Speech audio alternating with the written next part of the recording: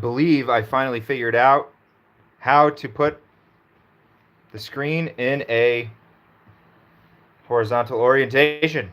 Woo. Okay, so we're starting out today with a little bit of. We're delving into mysticism. This is something we've been talking about for the past few days here. And I was reminded that there's actually a description of it in the Urantia book that's very helpful. So we're going to go to that first. Okay, here we go. Let's see what the Urantia book has to say about mysticism. And just the thing that I want to preface this by saying is that the Urantia book points out all of the, when it's going through the various religions, as it goes through every single entire religion that there is.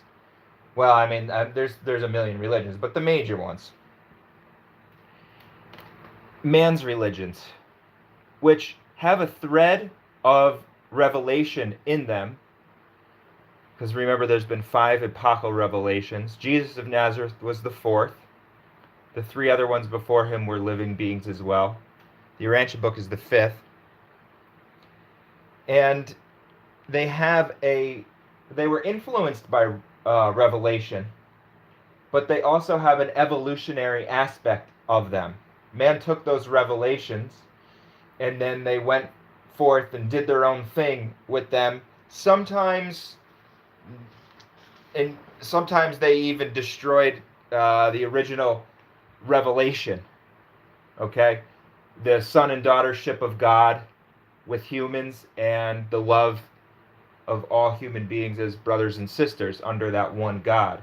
That was supposed to be the thread of the revelations. But many of the religions completely missed that. But the Urantia book points out the positives and the negatives in each one, where it hit and where it missed. Okay, so let's check this out.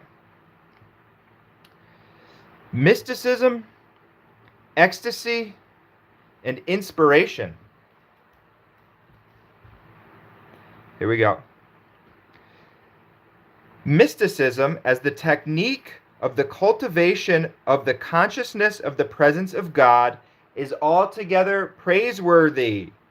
So all of your followers of like a Sadhguru, even you might consider the Zen mystics like your Eckhart Tolle, and whoever considers themselves a mystics because they're about this consciousness, this God consciousness, they call it.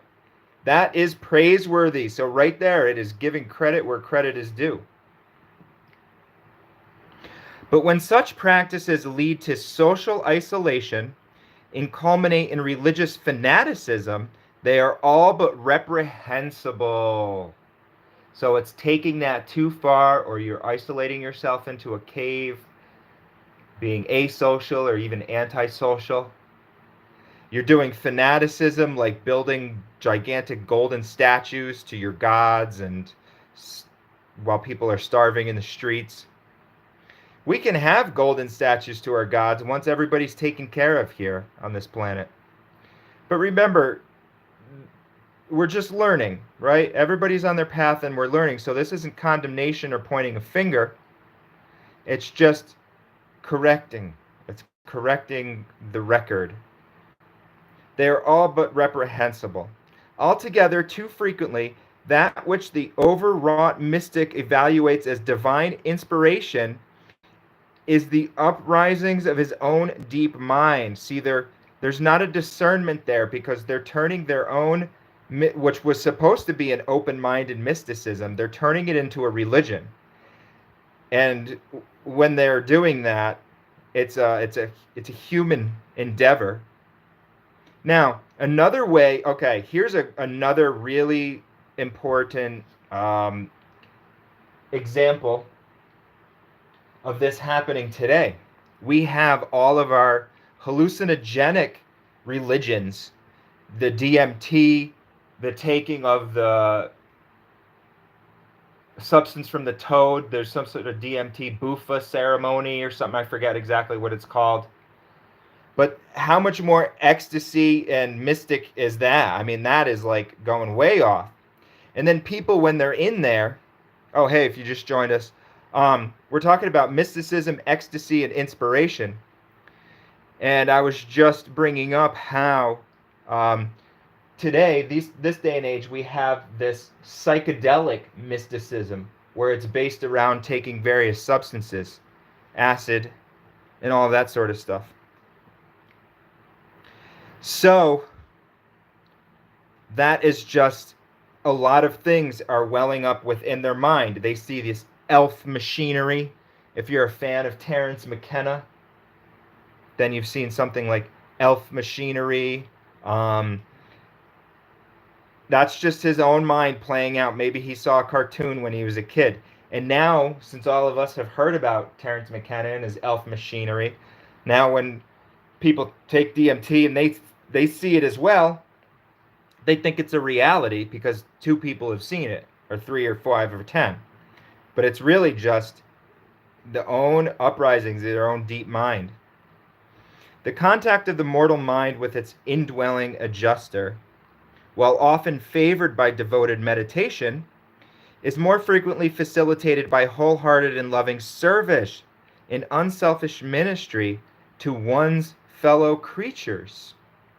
So, it's saying devoted meditation can foster this. And remember, the adjuster is your own divine fragment. Okay? It's saying that can be fostered by meditation, but it's more frequently facilitated by wholehearted and loving service and unselfish ministry to one's fellow creatures.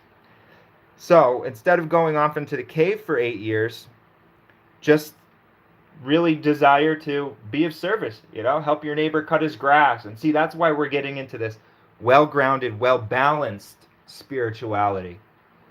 And it's more approachable, it's more sane. There's all sorts of, this is a 2,000-page book about all sorts of really advanced beings out there, all these angelic beings. So it's not boring to be well-balanced and well-poised and exercise judgment and that sort of thing. You're going to have experiences which shatter your mind, but it's going to be in a way which you are ready for. It's not going to be like blasting. Here's a good one-liner that I heard about taking DMT and that sort of thing and going for that road of the spiritual experience. If you think of your spiritual ascension like a safe, then taking DMT is like taping a bomb to the safe and blowing it up. It might happen sooner, but you're going to blow parts up of what's inside to the point where you're not going to be able to discern what is the true reality and what is simply your own input. But if you're doing well-poised, well-balanced spiritual ascension and doing things like service ministry, you're going up to that safe and you're very carefully unlocking the code. And then when you see what's inside, it's going to be pure. And you'll know it's pure and there won't be a shadow of doubt. People that take LSD or they take, DMT in order to try to induce a spiritual experience or tape that bomb to that safe, they come out of that experience and they're not sure. Like, for instance, let's look at a Joe Rogan, because he's somebody who talks about this and he's had these profound spiritual experiences. Well, he doesn't know if they are. He's not somebody who says, I'm assured of my son and daughtership with God, or sonship in his case. He's coming out and saying, I don't know, what the hell was that? What was going on with that? But when you have a spiritual experience that starts from belief and faith, it is fostered through well-balanced judgment, loving service. When you have that experience, it's going to be profound. It's going to be otherworldly. But it's going to be way more powerful than the DMT experience, because you will come out of that 100% knowing what truth is. You will not have any shades of doubt whatsoever. But if you have a shade of doubt, then that is your sign right there that it was not spiritual truth. If you have a shade of doubt, you will have no shade of doubt. So this is the way right here. But they're not denying that you can have this meditation and it's important, but you got to put it into perspective. The great religious teachers and prophets of past ages were not extreme mystics.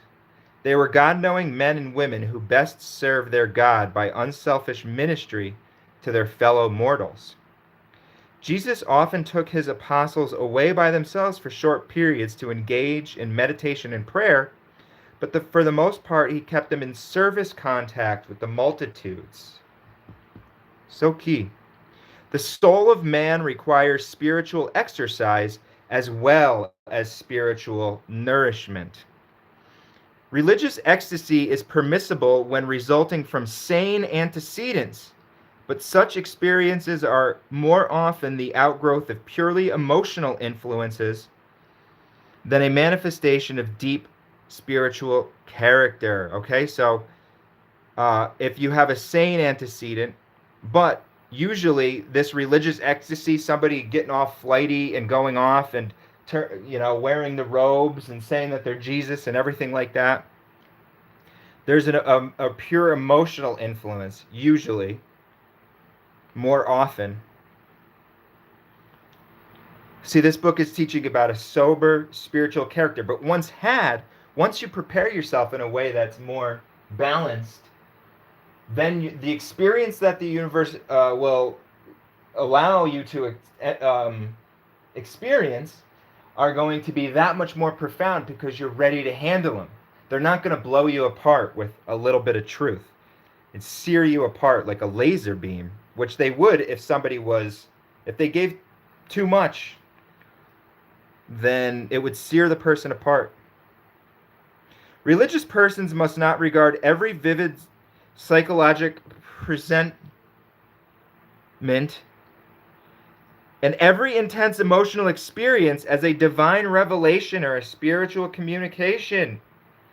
Genuine spiritual ecstasy is usually associated with great outward calmness and almost perfect emotional control.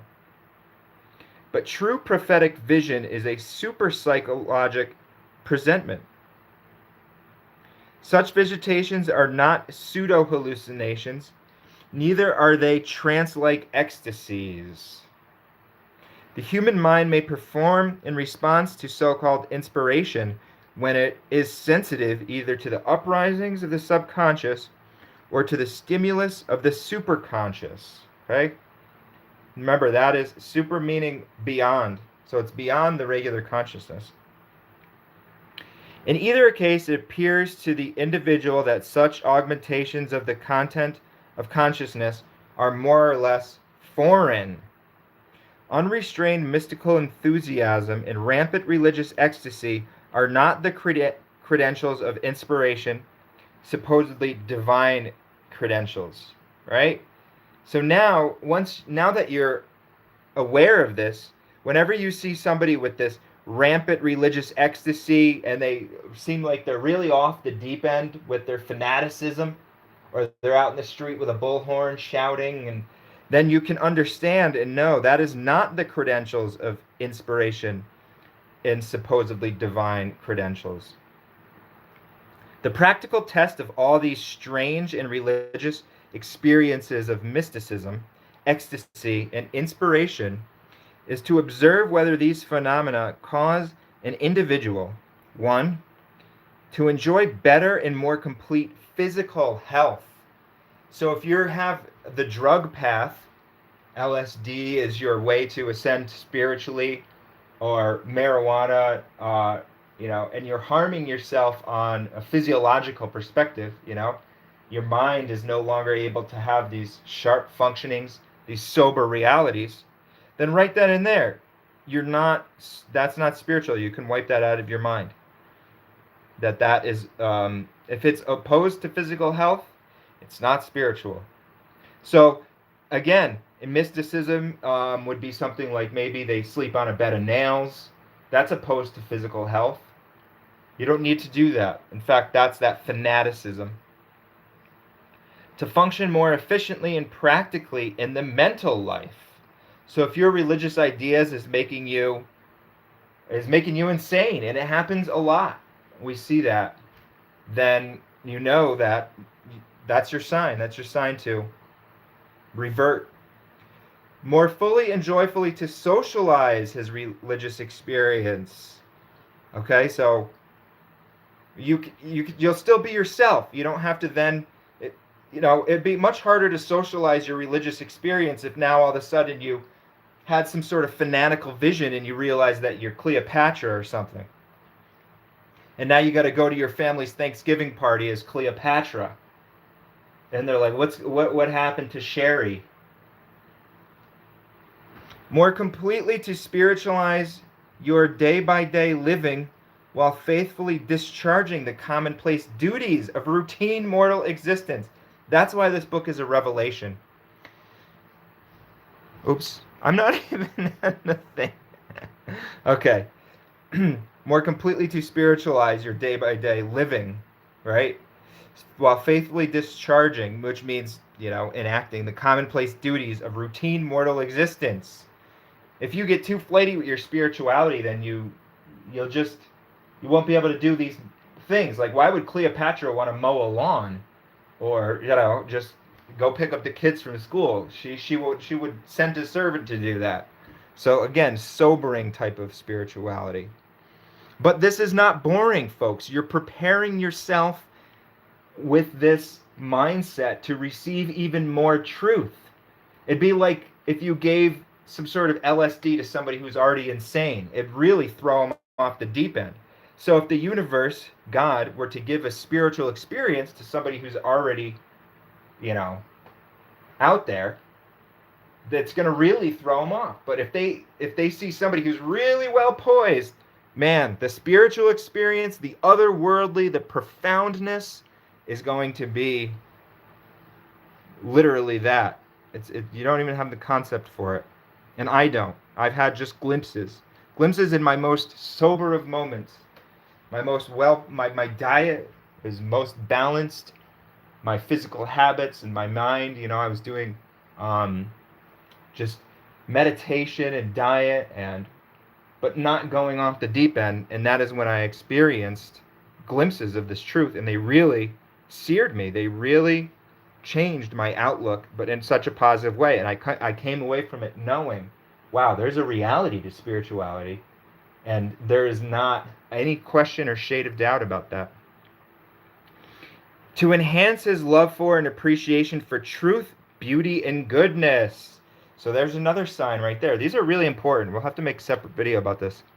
But if you're having a religion and you can't understand more about truth, right? You're blocking off to something like scientific truth, then you know that that's fanaticism. To conserve currently recognized social, moral, ethical, and spiritual values, then you will know that your spiritual experiences are legit. Social values, right? So if you have a spiritual experience, it teaches you that you now need to be a revolutionary and do an overthrow of the government, a violent overthrow of the government, then you know that you've done fanaticism. But if you're conserving currently recognized social, moral, ethical, and spiritual values, then it fits into place. To increase your spiritual insight, God consciousness. So if you are then, let's say for instance, you read a little bit of the Urantia book and you get a little glimpse of the truth, and then you want more of it. You dip your toe into the water and then you say, wow, I really want to go full into this. I want to become a 100%er. Then you're going to increase your spiritual insight, God consciousness. But you're going to do it in a rational, well-balanced way. Not going off the deep end. Okay, but prayer has no real association with these exceptional religious experiences. When prayer becomes overmuch aesthetic, when it consists almost exclusively in beautiful and blissful contemplation of paradisiacal divinity, it loses much of its socializing influence and tends towards mysticism and the isolation of its devotees. So even your prayer, you want to be about your status sphere. That is your life, here and now. Um, Understanding of what's going on in the world. Maybe praying for people to have more joy and peace that maybe are not able to experience that because they're being oppressed or something. Um, and not having prayers be like, I hope 100 angels come down to me tomorrow and bring me to my boss so that I can show my boss that, he's an idiot, right? You're trying to have this well balanced. That's what this is about. Um, there's a certain danger associated with overmuch private praying, which is corrected and prevented by group praying, community devotions.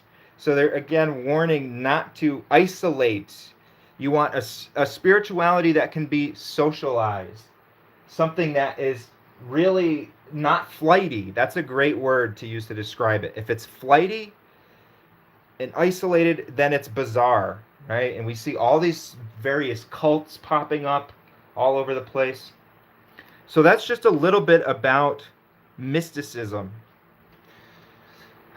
So if anybody has anything that they want to particularly look at, or they're interested what the Urantia book perspective is on something, then we will check that out.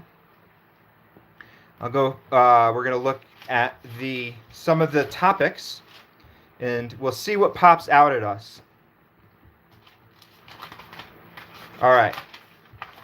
Let's see. Here are some of the topics in the Urantia book. I don't know if people are commenting or not. I think I got the vertical or horizontal orientation today. So, okay, here we go. Here is, all right, I can see the comments. That's good. I can see them very clearly. Eileen. Okay, so it sounds like, all right, well, pain from a operation. Okay, so one thing that I can help you with that, spirit over mind over matter. So pain is more of a sensation of mind or matter, but if you can do something, like for instance, we can pray for that. We can take a quick minute. I prayed to let my God-given healing ability, and it's worked. Oh, okay. So I was just going to say that. Interesting. You beat me to it. So yeah, very good. Yep. And I'm going to send one to you right now. I'm going to take a minute right here, and I'm going to send it to you.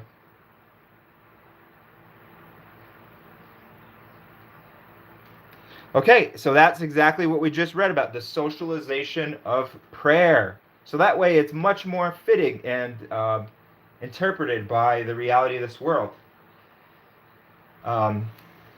So, yeah, appreciate that comment.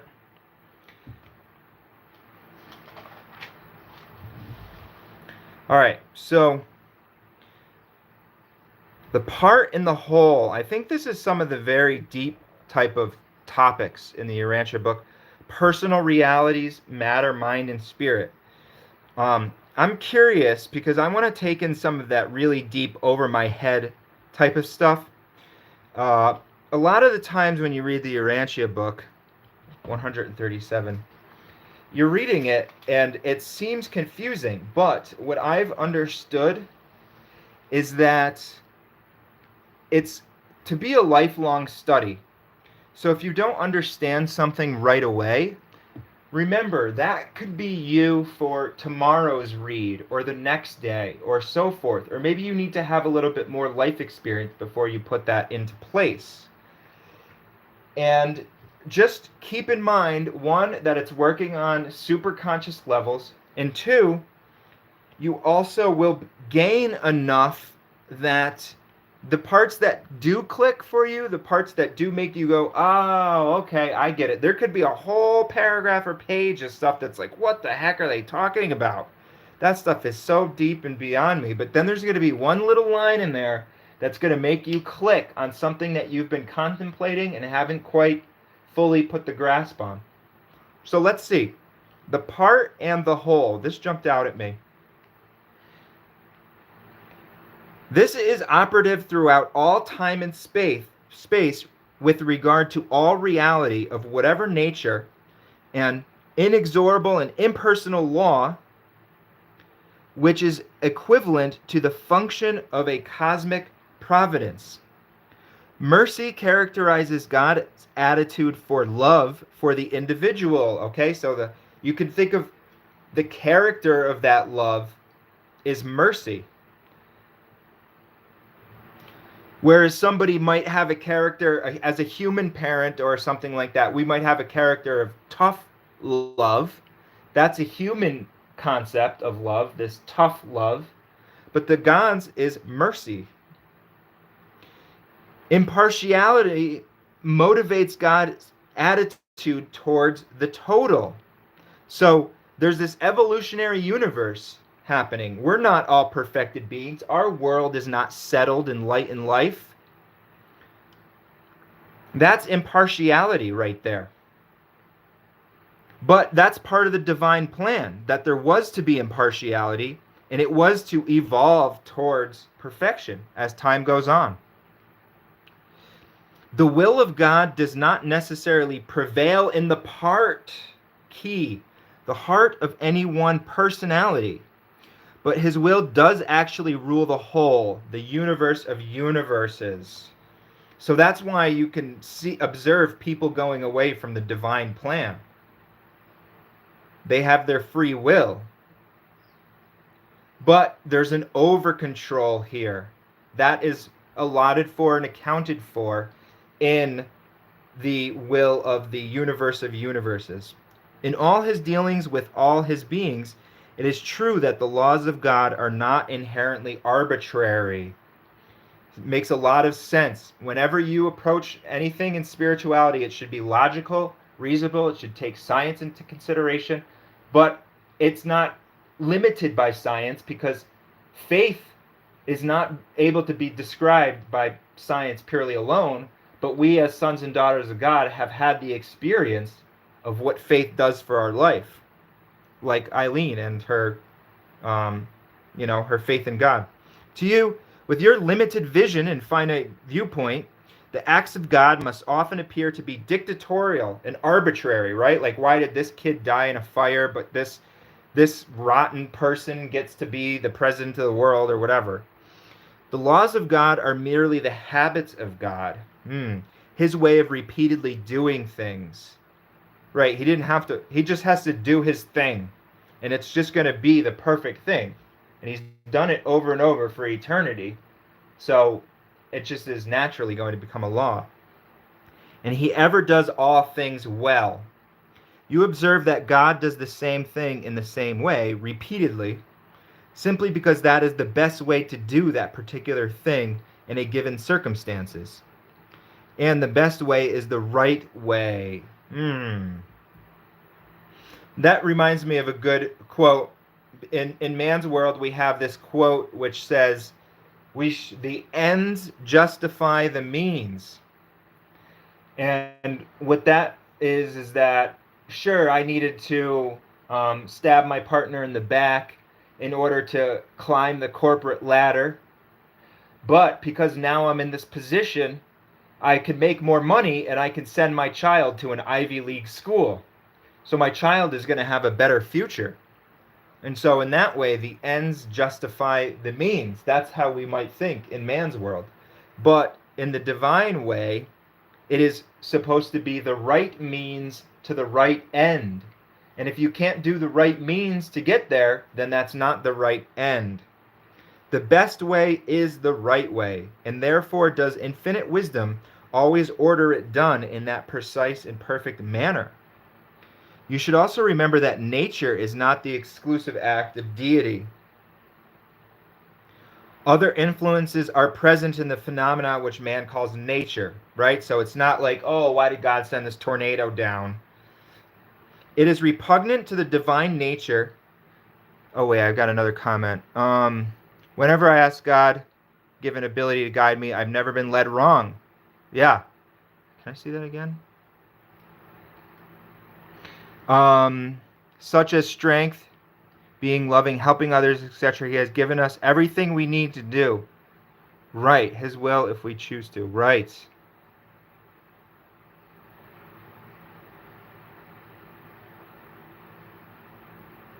So you've experienced this faith fact of daughtership with the divine. You're advanced.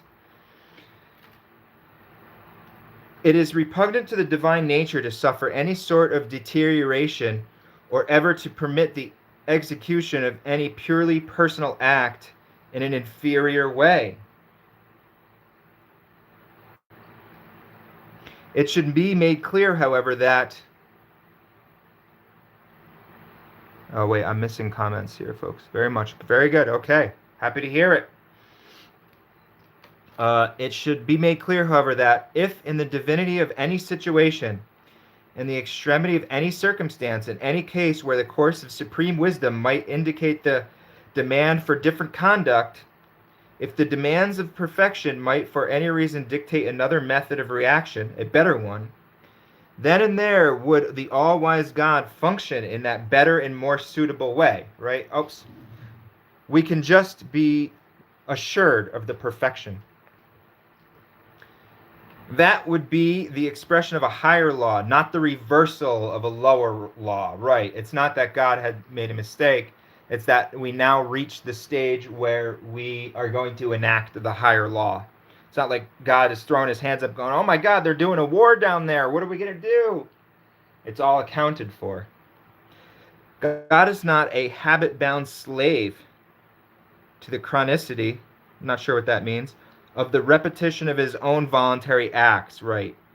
It's not just a machine. There's no conflict among the laws of the infinite. They are all perfections of the infallible nature. They are all the unquestioned acts expressive of faultless decisions. So it's just so nice to know this is our reality. The world might not have this, but the overarching over-control of our reality that we have as people who have already become sons and daughters of God, this is what we get to experience. Unquestioned acts expressive of faultless decisions. We're dealing with perfection. We're living in perfection. Law is the unchanging reaction of an infinite, perfect, and divine mind. The acts of God are all volitional, notwithstanding this apparent sameness. In God there is no variableness, neither shadow of changing. Right. Now, this is a great concept to understand. In God there is no variableness, neither the shadow of changing. So then if we look at our Christianity, and again, not to knock anybody who is of that religion, but we want to make sure that we're bringing it all in line with the higher ideals of divinity, because remember, it's the ideals about God which are important, not the ideas. So why would God change once he sees his son suffering on the cross as the form of a ransom being paid, as the Christian faith teaches? That's a changing to say, oh, now I can have mercy. I didn't before, but now I saw my son there. But all this which can be truly said of the universal Father cannot be said with equal certainty of all his subordinate intelligences or his evolutionary creatures. Right. Because God is changeless, therefore can you depend in all ordinary circumstances on his doing the same thing in the same identical way and ordinary way.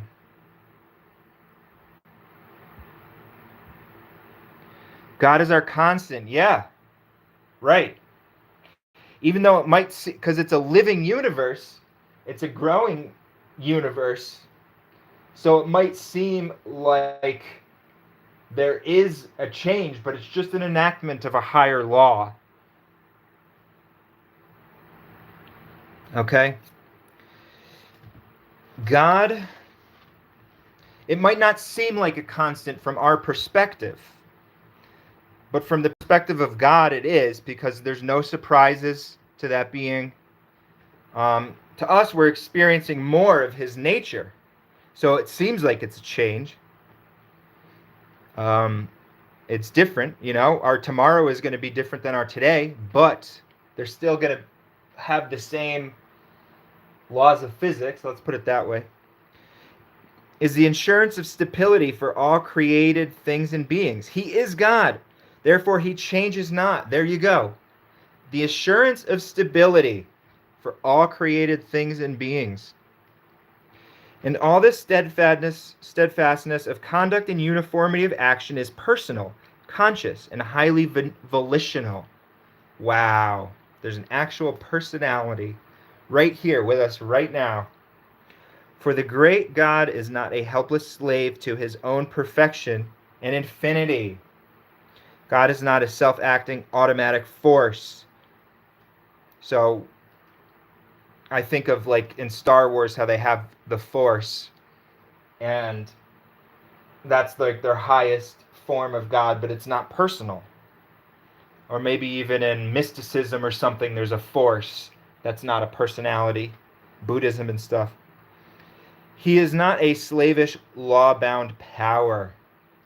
God is neither a mathematical equation nor a chemical formula. He is a free will and primal personality. He is the universal Father, a being surcharged with personality, and the universal fount of all creature personality. The will of God does not uniformly prevail in the heart of God-seeking material mortal. I know that's from my own life. I had to change a heart, and now I'm trying to master that will. But before, I remember what that was like. But if the time frame is enlarged beyond the moment to embrace the whole of the first life, then does God's will become increasingly discernible in the spirit fruits which are born in the lives of the spirit-led children. So when you get into the next world, children of God, you're going to see, remember, your credits far outweigh your debits. So those are going to be the things that have survival value. Those negative aspects of your life, they're not going to exist in the next world. They have no survival value. They're going to drop away. And then if human life is further enlarged to include the Urantia experience, right, that's what this next world is, the divine will is observed to shine brighter and brighter in the spiritualizing acts of those creatures of time who have begun to taste the divine delights of experiencing the relationship or personality of man with the personality of the universal Father.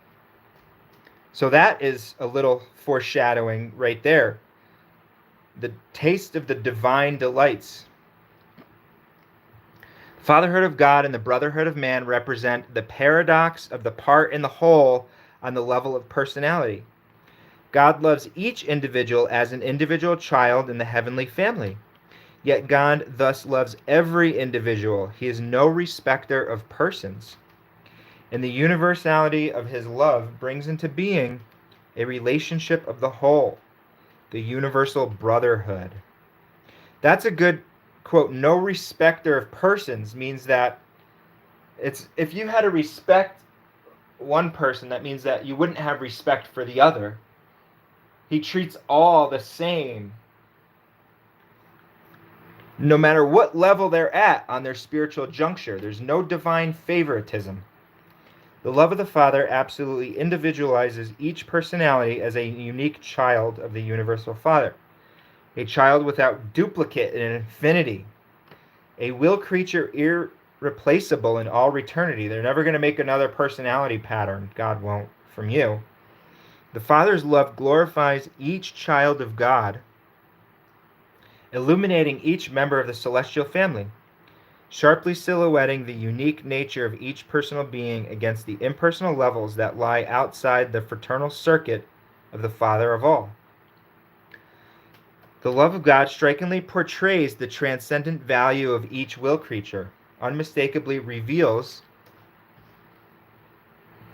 the high value which the universal Father has placed upon each and every one of his children, from the highest creator personality of paradise status to the lowest personality of will dignity among the savage tribes of men in the dawn of the human species on some evolutionary world of time and space. See, there it is. Okay, wait, let's look at that. The love of God strikingly portrays the transcendent value of each will creature, unmistakably reveals the high value which the Universal Father has placed upon each and every one of his children. See, from the highest creator personality. Now that's profound. The highest creator personality, could be like a Trinity origin being or something like that, of paradise status, has the same amount of love for that being who has done so much good to a low personality of will dignity among the savage tribes. So that savage right there means that they could be doing murder or something like that. So that's where that quality of mercy, that quality of love called mercy.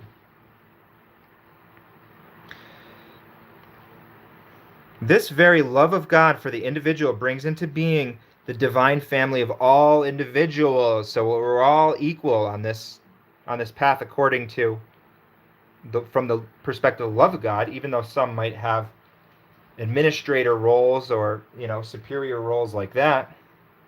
The universal brotherhood of the free will children of the Paradise Father. And this brotherhood, being universal, is a relationship of the whole. Brotherhood, when universal, discloses not the each relationship, but the all relationship. Brotherhood is a reality of the total and therefore discloses qualities of the whole in contradistinctions to the qualities of the part. Brotherhood constitutes a fact of relationship between every personality in universal existence. No person can escape the benefits or the penalties that may come as a result of relationship to other persons. So nobody's skating. We have this statement in our world called that person's going to laugh. They're going to laugh themselves all the way to the bank, or there's some sort of statement like that. He's laughing all the way to the bank. Well, he's really not. He's not escaping anything.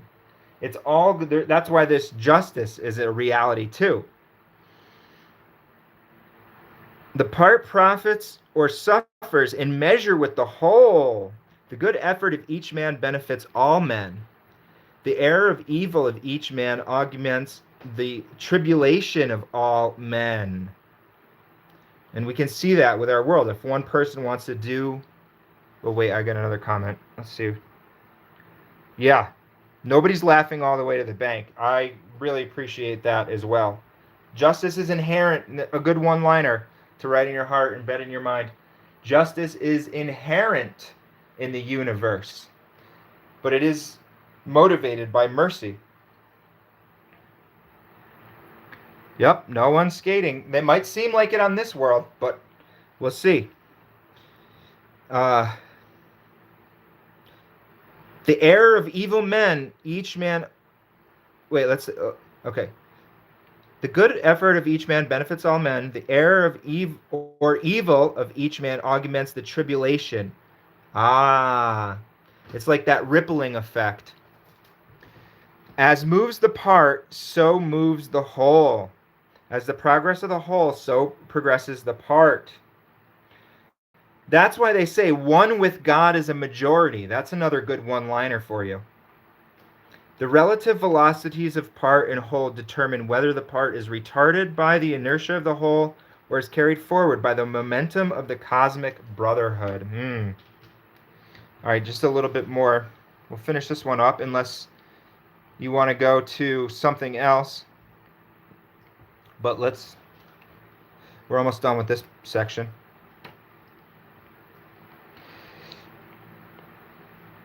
It is a mystery that God is highly personal, self-conscious being with residential headquarters and at the same time personally present in such a vast universe. And personally in contact with such a well-nigh infinite number of beings. Right.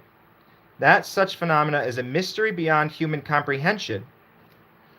But it should not in the least lessen your faith. Do not allow the magnitude of the infinity, the immensity of eternity, and the grandeur and glory of the matchless character of God to overawe, stagger, or discourage you. For the Father is not very far from any one of you. He dwells within you, and in him do we literally move, actually live, and veritably have our being. Even though the Paradise Father functions through his divine creators and his creature children, He also enjoys the most inner contact with you, so sublime, so highly personal, that it is even beyond my comprehension, the author of this book, or this paper at least. That mysterious communion of the Father fragment with the human soul and with the mortal mind of its actual indwelling.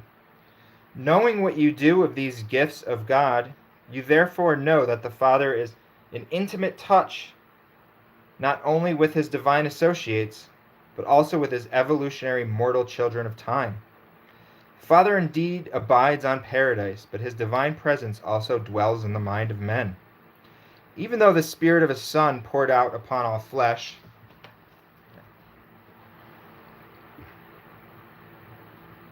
though a Son once dwelt with you in the likeness of mortal flesh, even though the seraphim personally guard and guide you, how can any of these divine beings of the second and third centers ever hope to come as near to you or to understand you as fully as the Father, who is the first source and center, who has given a part of himself to be in you, to be your real and divine, even your eternal self? Wow. Matter, mind, and spirit. God is spirit, but paradise is not. All right, so that was the part in the whole. Very, very deep read. Does anybody have any, let's see, any suggestions or anything like that? Maybe we could just, let's do a random quote. Let's see, what does the universe want us to know right now? Okay. Infusion of the atomic stock in the human races not only quickened the pace of civilization, but it also greatly stimulated their proclivities toward adventure and exploration, to the end that most of Eurasia and northern Africa was presently occupied by the rapidly multiplying mixed descendants of the Andites. Okay, so that is an important thing to note. The atomic stock is a concept in the Urantia book which people call the ancient aliens, where they say that, beings from other worlds came to this planet and left behind DNA, which helped make us more advanced. That is what this atomic stock is. The atoms and the Eves. Okay. Oh yeah, animals. That's an interest. Okay, so some things that I've picked up about animals. Animals don't have the potential for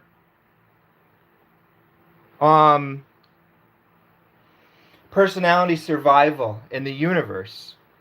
Animals have mind. They have a mind system and mind energy, but they don't have personality as is bestowed by the Universal Father like we have. We are in a different category than the animals in that respect. So we have the potential for personality survival, whereas the animals don't. Their energy is more absorbed into the totality sort of thing. So a good way to approach animals, this is what I really like, because we can understand and observe perfection in animals. They are perfect, but in one purpose only. Like, for instance, if you see a bird, it flies right into the right branch of a tree. I mean, there are always these perfect little movements. If you watch your cat or your dog or something like that, I mean, your dog is happy and they just behave so well on their level of existence. So animals are perfect, but in one purpose only. We are to eventually become perfect in many, many more than one purposes and one purpose. So, for instance, an animal might be perfect at flying, or it walks in the exact right way or something like that, but it has no concept of how to do well in chess or something like that, or how to, they're all about survival, and we have this capability to experience so much more. Like, for instance, an ant If you step on the ground, an ant might feel a vibration, and maybe it might detect that there's another being, or a mouse might detect that you're another being or something like that, but it has no concept of what you're going to do in the stock market that day, what you're going to pick out as far as your clothes. So you see there's so much more complexity to our range of choices. What you're going to choose at the shopping store that day, all of these different choices. And the so the animals have that one purpose that they're perfect in. But we will attain much more. Now, the same thing could go towards us looking at the angelic beings which are above us. We can be very slightly aware that there's these angelic beings, or maybe even have some contact within dreams or something like that.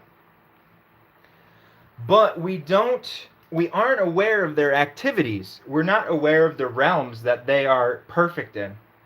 And so we will ascend beyond that. So I think the way to approach or understand animals is by thinking of personality. Think of how much more diverse and unique our personality, and also the realm of choice. Think of the realm of choice that an animal has, and then think of the realm of choice that you have. It's a much different sphere of existence that you're attempting to perfect here. And this is just on our human life. Think about beyond this now, even to our advanced Urantia stages of life, and even into our first stage, second stage spiritual stages of life. There is so much that we will have to master and perfect. But the animals are sent, or not sent, but the animals are here because we can observe them, and we can observe what perfection is like in one purpose only. We're to learn from the animals by seeing how they have literally mastered their sphere of existence. And that's why it's continued on for ages and ages and ages without the aid of human beings, right? So keep that in mind. It's perfect. The animals are perfect in one purpose only, and they have such a limited range of choice. But we can learn from them. For instance, they looked at the animal's wings and they said, perhaps we can fly. There's very much that humans have learned from animals, and that can go on. And another approach to view it from, remember our divine mandate that was given by God was, be you perfect in your sphere as I am perfect in mine. And if you think about God's sphere of influence, and we just kind of looked at this a little bit when we were looking at that part in the whole in the Urantia book, it is extremely vast. In order to be perfect in God's sphere, you would have to know the existence of every single sun that is out there. You know, whether they be a blue dwarf, a white dwarf, you would know about the mountain ranges on every single planet. There's so much perfection to be had. You would be in contact with every single individual. Forget just the material, aspect of the universe. There's just so much in that sphere that God has to be perfect in. So if God were to say, be you perfect, period, then we would look at that and say, well, how the hell am I going to know what every mountain range is on the planet or in the universe and all this type of stuff? It's an impossibility. It's a possible task for this life in the flesh, in this time-space universe, to even approach anything like God's perfection. It's just too vast. It's too vast. So that's why it was, be you perfect in your sphere as I am perfect in mine. So that means, okay, well, what's our sphere? Let's look at that closer. Well, we can have a relationship with our family. All right, so how am I perfect in that? Well, let's say my family does something I don't like. Do I snap and go off the deep end, or get violent or something like that? Would that be perfection? No. Perfection in that aspect would be like a well-poised, well-balanced judgment. It would be approaching them with with mercy in the same way that God would approach us with mercy. So it's having those right relationships, non-toxic attitudes. That doesn't mean that you have to be a slave to somebody who's being abusive. You're free to move on, um, but you do so. You just move on. You don't have it cause a tiff or cause a fight or that sort of thing. So it's that perfection with relationships. That's a big one. Perfection with relationships, avoiding. And now, how do we avoid being toxic in our relationships? Well, we go towards our inner strength, our inner spirit. We look at that for strength. We look at our far-seeing understanding of the universe and know that, well, hey, this relationship didn't work out, but I'm an eternal being. I'm eventually going to find my soulmate. My queen is out there, my king is out there, my palace is out there. It might take until the next life, but I'm eternal. So I can just skate away from this abusive relationship without having to feel this depression, anxiety, tension, lash back, lash out at this individual, even if they lashed out at me. And we can look at our own master, Jesus of Nazareth, who, when he was attacked by his enemies, he simply he said, Father, forgive them, for they know not what they do. So we can tap into those spiritual powers and energies when dealing with these situations of the world, whereas somebody who hasn't become a son and daughter of God might not be able to do that.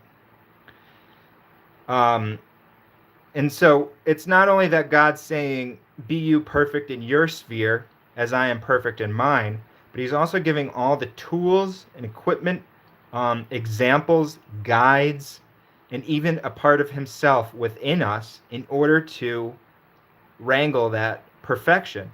And through growth of character, through taking advice, loving counsel from advanced things like the Urantia book, we can start to have this perfection in our sphere.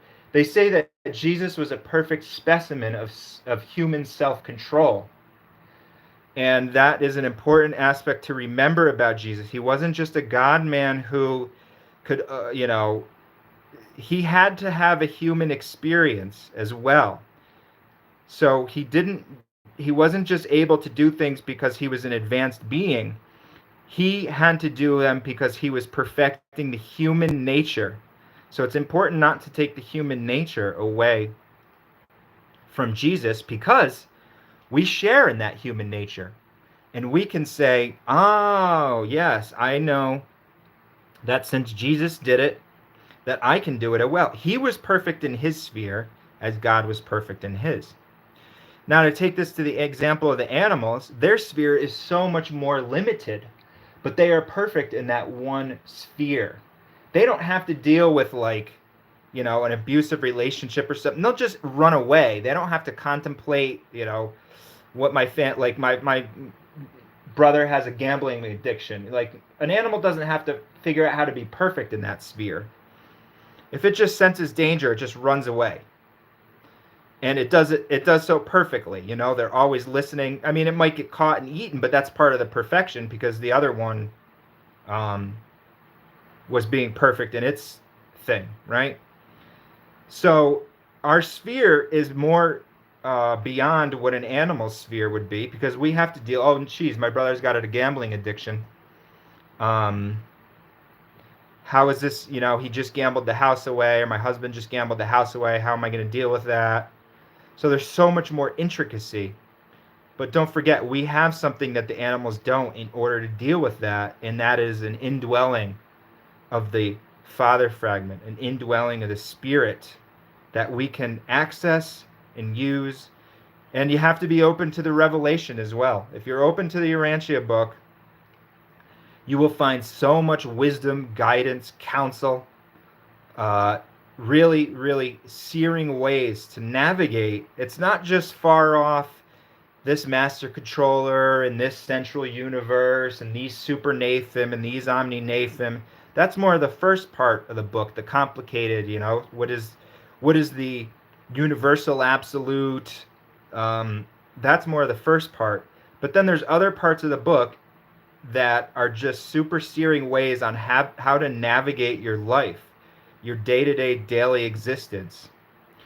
And so if you take that divine mandate, which was be you perfect in your sphere, as I am, God is perfect in his sphere, then you will see, okay, that means I got to stop my alcohol addiction.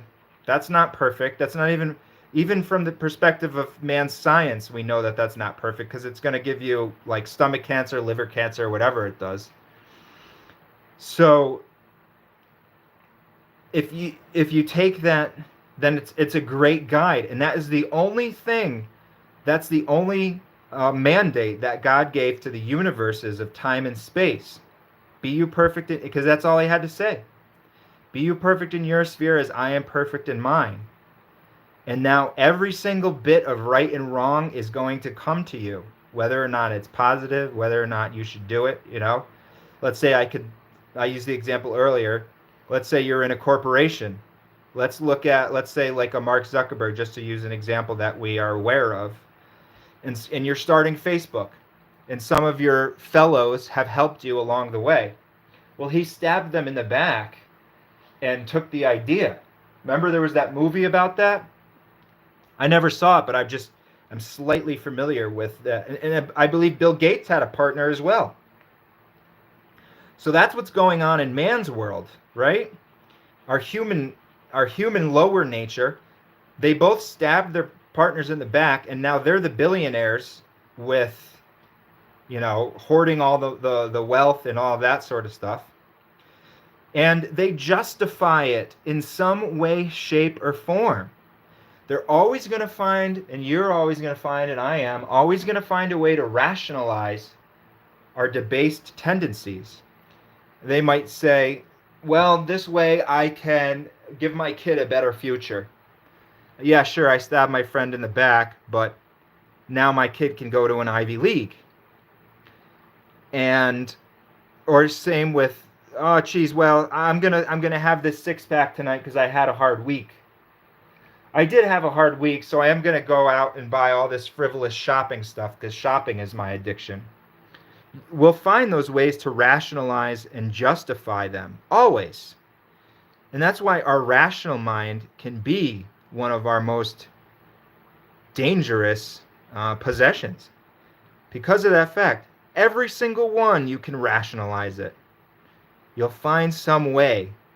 But once you take that divine mandate into consideration, that we should be perfect in our sphere as God is perfect in his, you won't be able to rationalize it. Now, it even extends to beyond that, though, to say you won't be able to beat yourself up over it either. And that is why this path of spirituality, the path of spirituality, is the breaking of the shackles. You won't be able to say something like, oh, geez, I didn't do perfect because I gave in and I had the six pack after I had the bad week. So I have to beat myself up. I didn't do perfect. I have to do, self-hatred or any type of thing like that. And we see it. I've seen it in my own life. Maybe you've seen it in yours. Oh, I feel like such a pig jerk because I just ate the whole bag of chips or whatever. But if you're approaching it from a standpoint of perfection, well, what's part of God's sphere of perfection is mercy. So then you can look at yourself with that, and that would be part of being perfect in your sphere. And you wouldn't battle. You say, well, it was my lower nature. I let my lower nature win in that situation. I let my lower nature play out, and I ate the whole bag of chips, and now I feel gross about it and all that sort of thing. But I'm not going to beat myself up over that. I'm just going to say that was my lower nature, and next time I'm going to be a little bit stronger. And that's all you have to do, folks, because that is where mercy comes in. And then the next time, maybe you're going to be stronger, and you're going to say, I see where this road leads me. I've done this 101 times, or maybe alcohol. I've done alcohol. Last time I got into a drunk driving accident. So I'm going to think about that perfection that God is talking about, because it would be perfect in my sphere if I just said no. And I just said, I'm going to go, maybe I'll do something more wholesome. Maybe I'll take a walk in the park. Maybe I'll open up the Urantia book. Something that is you're exercising your higher nature rather than your lower. And then once you do it that time, now you've strengthened that neural network inside of your mind just a little bit more. And it's going to be easier and easier and easier. And you're going to, and that's why in Alcoholics Anonymous, they say that you should form the merger with your higher power. That's a key part of it. They want you to reach inside for that divine strength. Because as I was telling Eileen earlier, it's spirit over mind over matter. If you're trying to be perfect in your sphere, as in this planet, as God is perfect in his, which is everything, then it involves having good habits. And you don't even need to be spiritual to know that. Just from a physiological perspective, even psychological, a negative habit can give you more stress, anxiety, and tension. So you don't even need to be spiritual to see why that is positive, to have good habits, good sleep habits, and all that. And it doesn't mean a life of denial. We were learning that the other day when we read about Jesus' lesson on self-mastery in the Urantia book. He said, we're not doing, the old way was a life of self-denial.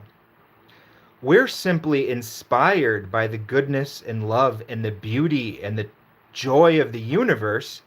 We're inspired to want to progress and experience more of it. So that is why we try to do mastery, not because we want to beat ourselves into submission. It should never be a battle, trying to advance on your path. If it's a battle or there's stress about advancing in your path, make a change in something. View something from a different perspective. Realize that the pace belongs to you.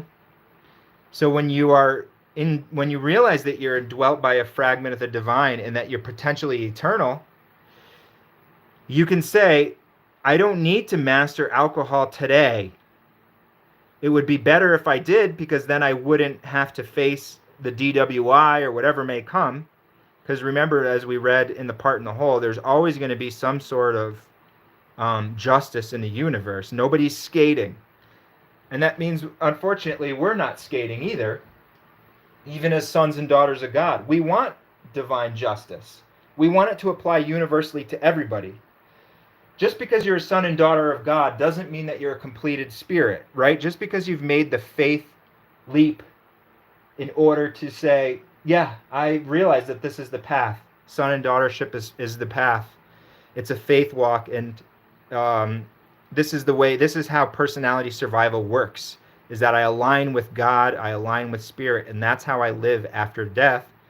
Just because you take that initial step and you jump into the river doesn't mean that all of a sudden now you're a perfect master at swimming. And so that's what the Urantia book lays out, is the progress of world after world, life after life, the ascension plan, where you learn how to master now increasingly more advanced spheres of influence. So maybe on the seventh mansion world, and the Urantia book points this out, there's activities, there's experiences, there's things that are going on there that you will experience firsthand, but there's literally no way to describe it to the human mind. And so those are entirely different spheres, but the same mandate, the same divine mandate to be you perfect on those spheres as God is on his sphere, holds true on those spheres, the Urantia worlds as well. It's just a larger sphere, so there's more to master. So it's a never-ending. But now here's another breaking of the shackles, because that's what the spiritual path is all about. If you realize that you have an eternity, and faith grants you that eternity. Remember, faith is the key to personality survival, but self-mastery is the key to personality advancement in the universe. Okay? Advancing with God the Supreme, the evolving God of time and space, as we learned in some of our earlier readings. So once you understand and realize that, you realize, oh, this is an eternal journey, and the pace belongs to me. Faith has granted me an eternity, and that's what Jesus taught. Remember, he didn't focus on self mastery, even though he did teach it, and we can read the lesson on it. But he knew that if he did too much for the early primitive minds that he was teaching, they wouldn't grasp the main message of faith in the divine is the key to personality survival in the universe, and the love and of all brothers and sisters, not just the believers, not just the ones of your certain religion or anything like that. So that's why Jesus, he has a lesson on self-mastery, but it's not one of the main teachings. He didn't want to overload, and they didn't even grasp the message that he was trying to give them. Remember, they still thought that he was supposed to be inherit the throne of David, or whatever all that business was about, and be the God of the world and like the president of the world, basically, or bring the Jewish people into their rightful throne as being like the chosen people of the world. But as the Urantia book points out, there are no chosen people. Remember, God is no respecter of persons, because he loves all equally, from the lowliest to the greatest. So Jesus was like, all right, I can't overload him. I just got to do this one message over and over. And yes, he gave a lot more teachings, which you could read about in the Urantia book, but he didn't, focus on that as far as. But that's where the book comes in. Remember, revelation is never definitive. Jesus was the fourth epochal revelation for the world, but then we have now the fifth. So the Urantia book is going to say, all right, well, they're at a different stage. They're not first century beings anymore with first century minds. They've gone through a lot more development. They had the Industrial Revolution. So we can reveal more to them about the nature of the universe. And what is the next revelation that they give? Sure, they definitely hit home and remind us about Jesus's understanding of, or his teachings of personality survival. But they also then begin to teach about this concept called God the Supreme, the evolving God of time and space that evolves with our actions. So each minor choice that you make, even if it's to say no to downing the bag of chips, might seem like it's just some small kind of minor thing that you're not going to gluttonize yourself. If you say no one time, maybe you already did it 20 times. But if you say no and prioritize, you're evolving God the Supreme another iota. And as you do that, the universe attains more perfection as a whole. Remember, we just read about part in the whole. So you have a say in how the universe is progressing as a whole. And that concept of the part in the whole, that is tied into self-mastery, right? Now, let's take it further. When entire planets start to reach the next level, when they all start to get it together, they decide that they want to have the next step of planetary progression, peace amongst humans, no more wars, and they really start to usher in the age of peace. They call that planet settled in light and life. And the book points out that there's many, many planets that have already attained that status of light and life. but it's an evolutionary status. They started out in the same place that we did, with single-celled organisms, animals. They went through their stages of their wars and all of that, but they eventually got it together, and they said, whoa, whoa, whoa, this isn't the way. I'm not killing each other, doing violence on each other. It's not the answer. So, once they attain that level, they become settled in life. We are quite far away from that, as the book points out. But we also went through the rebellion. I don't know if anybody out there, are you familiar with this planetary rebellion that we're under, and how our early spiritual leaders went astray? I'm not sure if I'm missing comments here. Sorry, I'm missing comments. I didn't realize that. Eileen says no self-awareness. I'm not sure what exactly you mean by that. I don't know if you want to explain that. I'm not really sure what no self-awareness question mark means. But yeah, so yes, our planet is in a different is in a rebellion. Oh, for animals. I don't think that they are. I don't think that they are. I think they're very aware that they don't want to die, but I don't think they can contemplate. Maybe they're only self-aware or something like that. I don't think they can kind of contemplate more than their own senses and feelings. Yeah, maybe they're self-aware but not whole aware like we are. They don't know their place in the animal kingdom and that sort of stuff. I would say that's probably the way that I would answer that. They seem like they're only self-aware, but not in a existential sort of way. Like we can be self-aware as far as like, where do I fit into the cosmos, sort of existentially, but they're more just like, I got to make sure I eat, I got to make sure I don't die, I got to be comfortable and that sort of thing. They're just remember, they're okay. Here's another good one-liner for animals. It's a non-teachable mechanical mind. I believe that comes from the Urantia book. It's like programmable. You could program their mind to say, come to the food bowl when I whistle. But you can't teach them something that's beyond their scope of, their small little realm of choice. I believe they say the elephant is one of the smartest animal, elephant and horses, that sort of family. And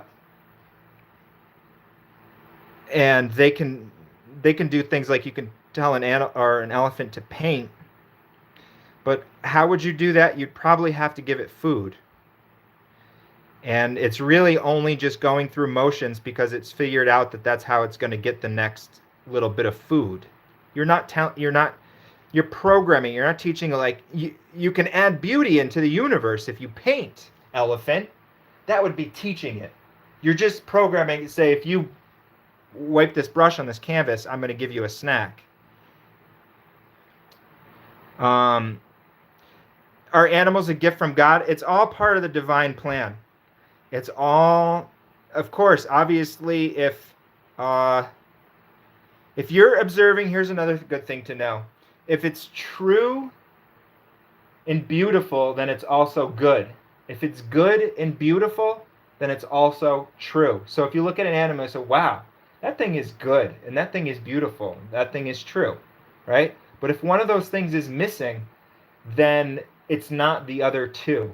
Like, for instance, if I looked at, like, I don't know, a car accident, I drove by, I say, ooh, that's not beautiful. Well, it's not good either. Is it true? Not in a universal sense. It might be a fact, and that's where we get into the difference between fact and truth. Facts are more isolated aspects of time and space. So you could say that that's a fact, that happened, that there was a car accident, people died. But from the universal standpoint, it's not a truth because it doesn't have survival value the beings will go on. The beings didn't end in the car accident. They continue on after this life because an accident of time um, won't take away somebody's survival value just because they were in an accident. If they chose that they don't want to continue in the universe, then they will not. If they don't uh, understand the aspect of faith in God as the key to personality survival,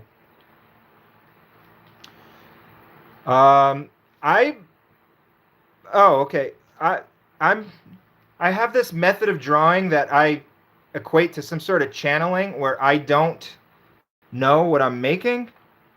And in fact, oh yeah, I was actually going to say this. If people want to try this, it's a very, very relaxing and meditative type of way of drawing, and it takes every decision making process out of it, takes every kind of skill, ability, and that sort of stuff. All you do is you go from top to bottom, left to right, and you don't have to think. You can just sit back and sketch. All I'm using is a regular old pen and a regular old piece of paper. And so it's kind of a meditative process for me. Uh, and it helps me connect spiritually as well. So I was going to suggest that people give that a shot. Looks like eyes of angels. Yeah, that's what I mean. Like, and then the other thing that I do also is that I turn the picture at the end. Like I'm trying to take my own input out of it. I'm not trying to make choices because I'm curious to see if the universe is going to give me something. If there's going to be some sort of picture at the end of it. And so I'm not even drawing it in the orientation that I'm going to eventually have it finished at.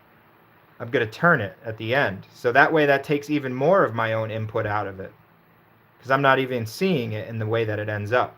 So yeah, give it a shot, everybody. It's very interesting. Oh yeah, okay, so yeah, I believe that kind of sums up everything that I can kind of portray about the animals. But yeah, they're definitely, if it's all true, beautiful, and if it's true, beautiful, and good, then you know that it's divine, or in other words, a gift from God. If there's something missing, then you know that's a product of time, space, relative, reality. But if it's true, beautiful, and good, then that's a product of divine reality. All right. Hey, thank you very much. It was really nice connecting with you. I'm glad that everything went well with your surgery. We'll be sending our prayers. And take care of yourself. See you around. See you on the next time. All right, so if you're just joining us, folks, we're doing Urantia and sketching. If anybody has any questions, if there's anything that you want to look at in the book, then let me know. We're talking about self-mastery. Let's go to the book. We've done enough sketching for now. Let's see what we got for the book. Let's do a random quote. I'm just going to flip to a random page. What does the universe want us to know? Okay. The harmony supervisors. Okay, let's see what the harmony supervisors are all about. This is under tertiary supernaphim. They're servants of the seven master spirits. So we're getting into some of this, maybe cosmology. I don't know what you would call it. But the seven master spirits, there's one for each super universe. And there are 7 super universes. Each super universe has 100,000 local universes. And each local universe will eventually have about 10 million inhabited worlds. So it just goes to show how vast it all is. All right, let's check this out. The harmony supervisors. It must be apparent that some sort of coordinating influence would be required, even in perfect Havona, to maintain system and to ensure harmony in all the work of preparing the pilgrims of time for their subsequent paradise achievements. Such is the real mission of the harmony supervisors. Okay, so these are beings that are directly going to coordinate. We are the pilgrims of time, okay? So they're going to coordinate with us. It's directly related to our ascension. That's a really interesting thing to know. How many beings are out there in the universe that are directly involved with helping us to ascend? We were talking earlier about the divine mandate, be you perfect in your sphere as I am perfect in mine. So that means try to do your best and even become perfect in your relative sphere of life. When God uttered that, all of these beings mobilized in order to help us go for that goal and journey on this perfection attainment. The whole universe is astir with this ascension plan. You have so much help, even right now, about this ascension plan. So here's one of the beings that mobilized their core to help us along this ascension.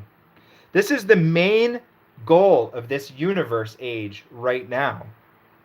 The main goal is to help these pilgrims of time ascend. That's the most important aspect, which is it's a profound privilege. Even in perfect, okay, sort of coordinate influence required even in perfect Havona to maintain system and to ensure harmony in all the work of preparing the pilgrims of time for their subsequent paradise achievements. Such is the real mission of the harmony supervisors, to keep everything moving along smoothly and expeditiously. Originating on the first circuit, they serve throughout Havona, and their presence on the circuits means that nothing can possibly go amiss. See, we're dealing with that perfection. They're not going to reach the next stage of your ascension plan, and then they're like, oh, we're not ready for you. We don't know how to, it's like it's a perfected path is laid out for you. A great ability to coordinate a diversity of activities involving personalities of differing orders. Imagine the coordination that must take place in the universe for all of these beings from all these various planets, human, angel, divine, tertiary seraphim, super Naphim, Sekanophim, Trinity guides, pilgrim helpers, all these beings. It needs to be coordinated with harmony in the universe. We're experiencing here on this lowly planet of our origin disharmony, right? That is a function of time and space. Beyond that, we are sure to experience harmony. Even we can foretaste harmony here in some of our moments when things seem like they're falling into place, right? Maybe we're in the park, the sunlight's hitting us, things are serene, you're feeling good about your progress in the universe. We can foretaste it. But then there's never those calamities. The stock market's never going to crash or whatever that. I mean, they're not even dealing with that, but that's just a crude example. Nothing can possibly go amiss because the harmony supervisors are working to coordinate this. A great ability to coordinate a diversity of activities involving personalities of differing orders, even multiple levels. So you have Urantia beings, first stage spirit, second stage spirit beings. Enables these super Naphim to give assistance wherever and whenever required. They contribute enormously to the mutual understanding of the pilgrims of time, us, and the pilgrims of eternity. Okay, so right now we're pilgrims of time. Once we make that decision that we want to fuse with our inner spirit, our fragment of God, we are destined to live on for eternity. Then we become pilgrims of eternity, but there's still much, much more to master. They teach that is you are purely a first stage spirit being when you make that merger. then you have to go through second, third. There's so much advancement.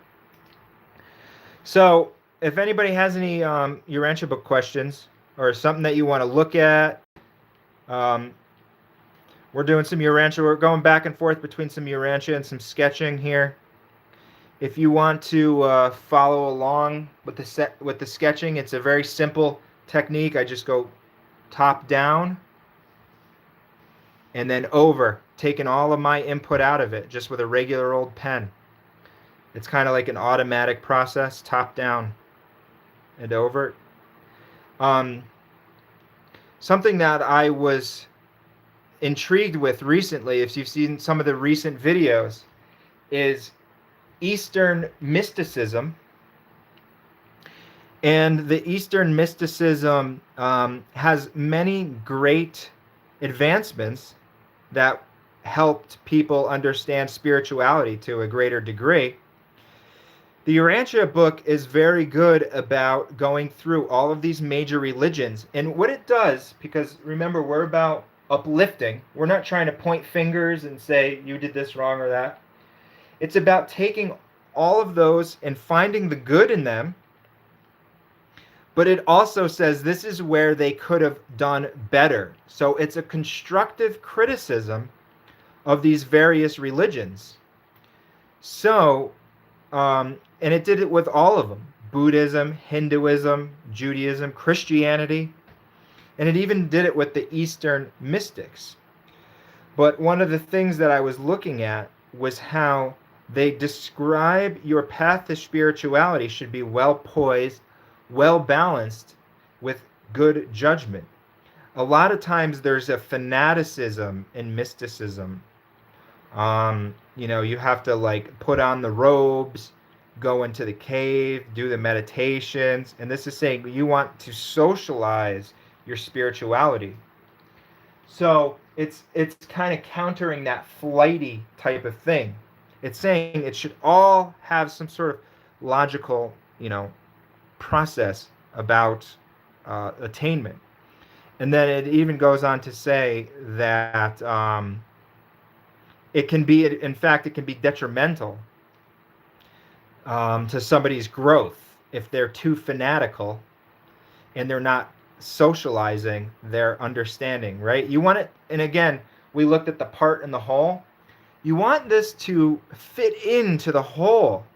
So, for instance, I'm a spiritual person.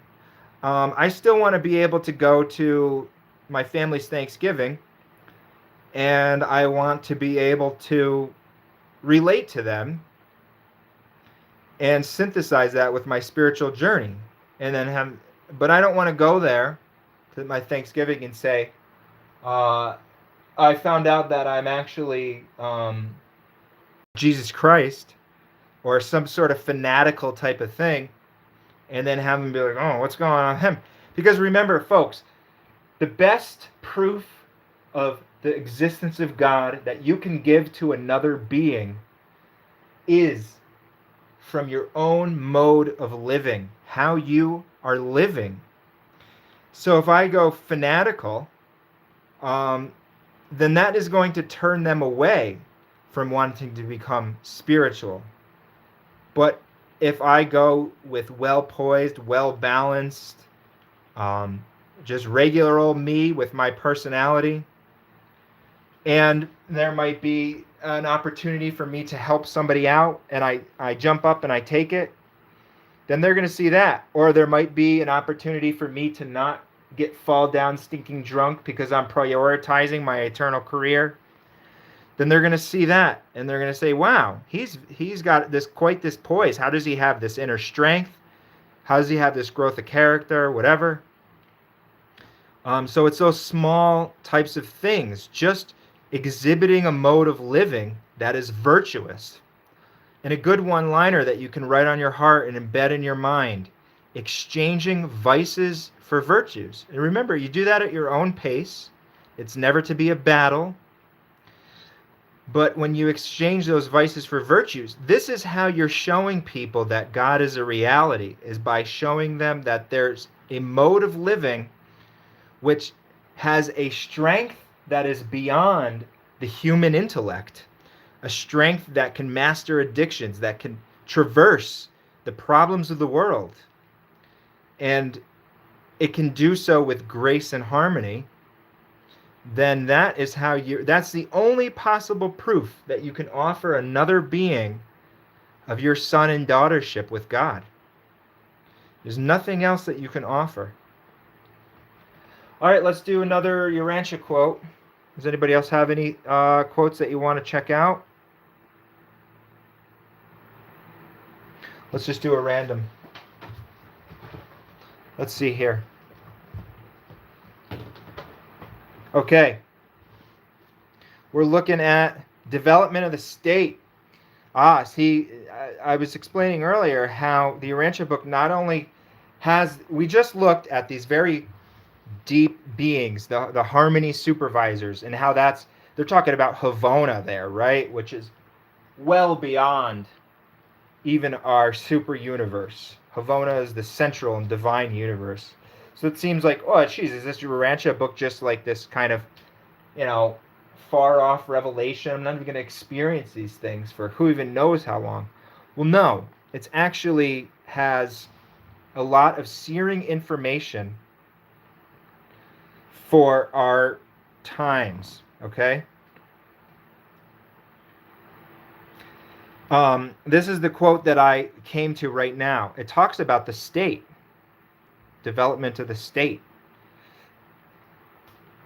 These are the prerequisites of progressive government and the earmarks of ideal statehood.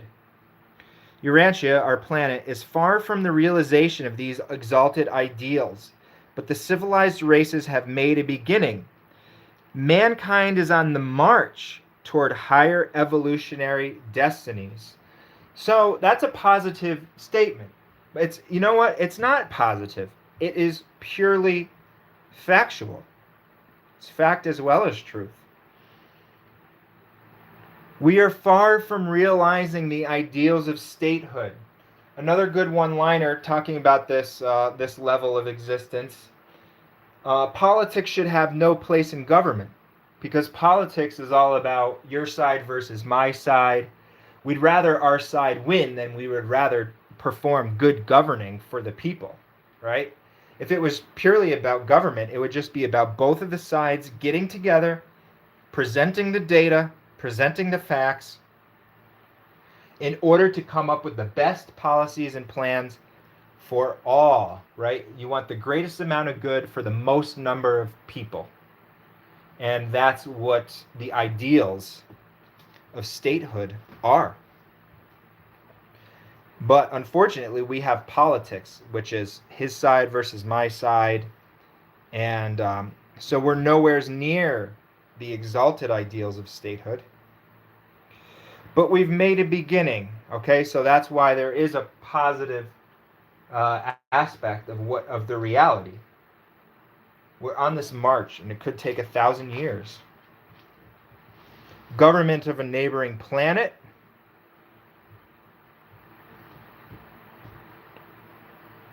You'd wonder, what is it like on a neighboring planet, an inhabited world? What is their government like? Well, these beings have actually revealed what that is like. It's a human sphere. There's not like this sci-fi type of thing in the universe. They're human planets. They're mortals. They're different in the way that some of them are. There's two-brained planets, like we're a two-brained, because we have the two hemispheres, single-brained and three-brained, and they're different in that respect. But they're not like, so drastically different. They have like real governments and that sort of thing. Political organization. Let's look at that. Speaking of politics. This continental nation, they're talking about this. There's a nation on this planet who is starting to get things together. They're close to us, but it's like they're one step beyond it. It now has a representative government with a centrally located national capital. The central government consists of a strong federation of 100 comparatively free states, okay?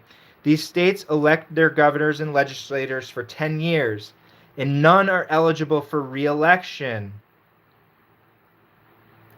State judges are appointed for life by the governors and confirmed by their legislatures, which consists of one representative for each 100,000 citizens. There are 5 different types of metropolitan government, depending on the size of the city, but no city is permitted to have more than 1 million inhabitants. See, that's like an intelligent control of the population. Because if it does, it gets too much traffic and too much this and that, right? On the whole, these municipal governing schemes are very simple, direct, and economical. The few offices of city administration are keenly sought by the highest types of citizens. The federal government embraces 3 coordinate divisions: executive, legislative, and judicial. If you're just joining us, we're looking at government of a neighboring planet. The federal chief executive is elected every 6 years by universal territorial suffrage. He's not eligible for re-election except upon the petition of at least 75 state legislatures, concurred in by the respective state governors, and then but for 1 term. He is advised by super cabinet composed of all living ex-chief executive. That's an interesting concept. That breaks away from the political aspect and moves more towards governing. It's saying that regardless of your party or whatever, if they were a chief executive, they should be in that cabinet.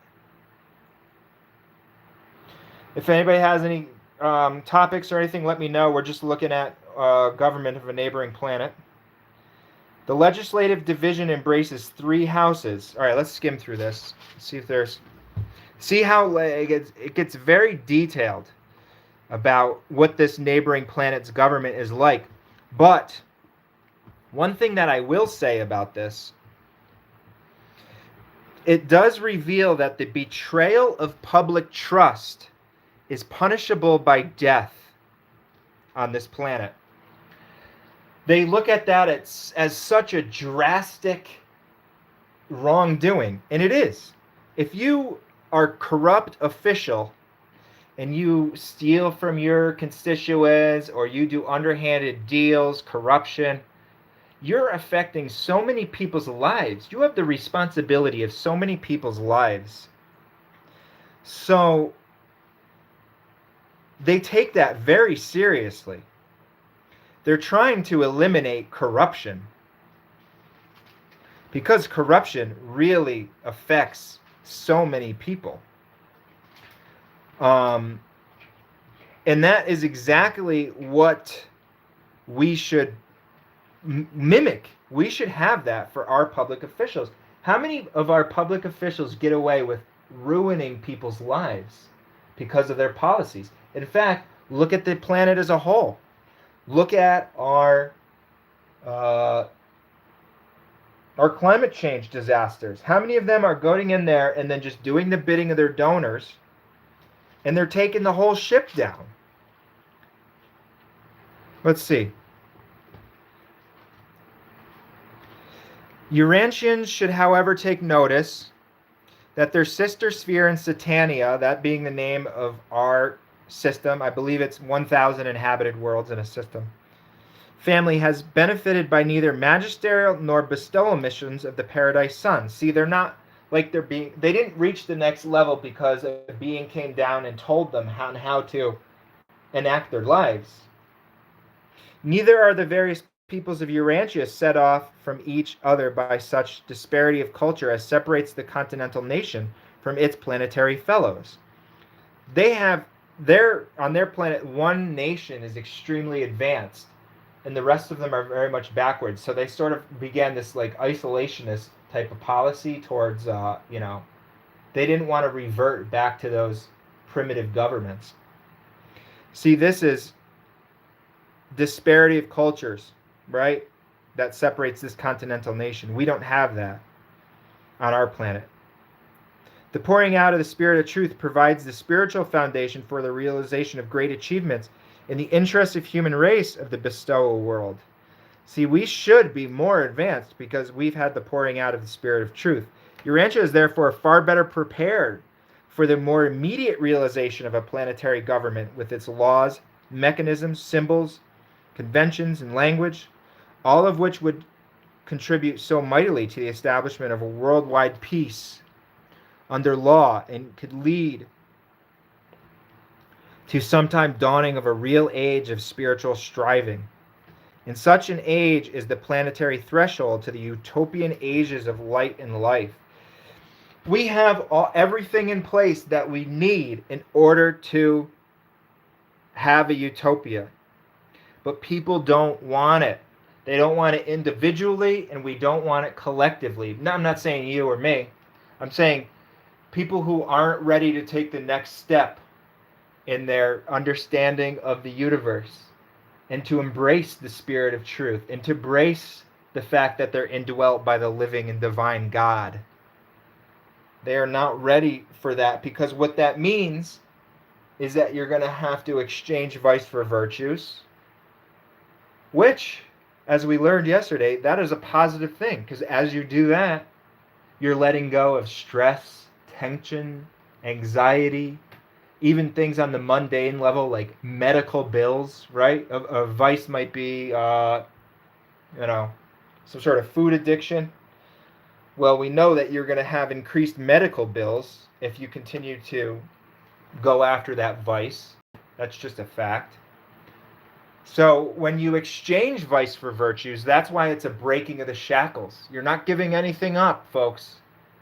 You're preparing yourself for more greatness and glory. Your cup is always full. This is the last thing, and then we're going to call it for the day. But keep in mind, if you think of yourself as a cup, you are always full. But unfortunately, because of the way that this world went, our cup is always, it could be full with things that are rotten. Things that they call it rot gut, like something that is going to make you sick is what your cup could be full of. But when you see the light, or you decide that maybe I'm just sick of getting sick, is there something else out there? Is there another way out there? And you throw up your hands maybe and you say, God, I'm so sick of getting sick. Do you have anything out there for me? Are you real? If you exist, give me a sign, or whatever you may do. People do it on their deathbed. They say, I looked at my life and I didn't like the way that my life went, as they're looking out from their deathbed. But whenever you do it, it doesn't matter. The sooner the better, because the less you're going to have to deal with getting sick from that cup filled with rot gut. Now, here's the beauty of what happens. As soon as you say, I'm going to let go of some of this in my cup, I'm going to spill out some of this garbage that's in there, be it a vice or whatever, some sort of negative mindset, anger management issues, whatever you want to call it. Whenever you start to let go of things like that anger or things like that vice, now you're emptying out your cup just a little bit more. Your cup always has to be full, though. Okay? You're creating a vacuum there when you empty that out. So what does the universe do? Well, it says, oh, we got a live one down there. We got an empty cup. Let's fill it up. And they then are able to input all of the greatness and the glory, the joys, more harmony, more understanding. And then that is what fills up that cup. But until you let go of all of that, that's holding you back, that's filling your cup with things that will make you sick, there's nothing the universe can do, because your cup is already full. So it's up to you, and the pace belongs to up to you. And the sooner that you do it, then the earlier that you're going to be able to get on with the good stuff. But it never should be a battle. Relax and flow is the best words that I could give to anybody. Relax and flow. You will attain it. Take that leap of faith and then just flow towards your mastery and perfection, because it's all there for you. So, unless anybody has any questions or anything like that, we are going to wrap it up for today. I think I covered everybody's questions. All right, so that's it. Thank you to everybody for checking out the live stream today. We're going to keep the ball rolling, and we'll see you on the next. One. Carry on and on into eternity, and enjoy your spiritual progression.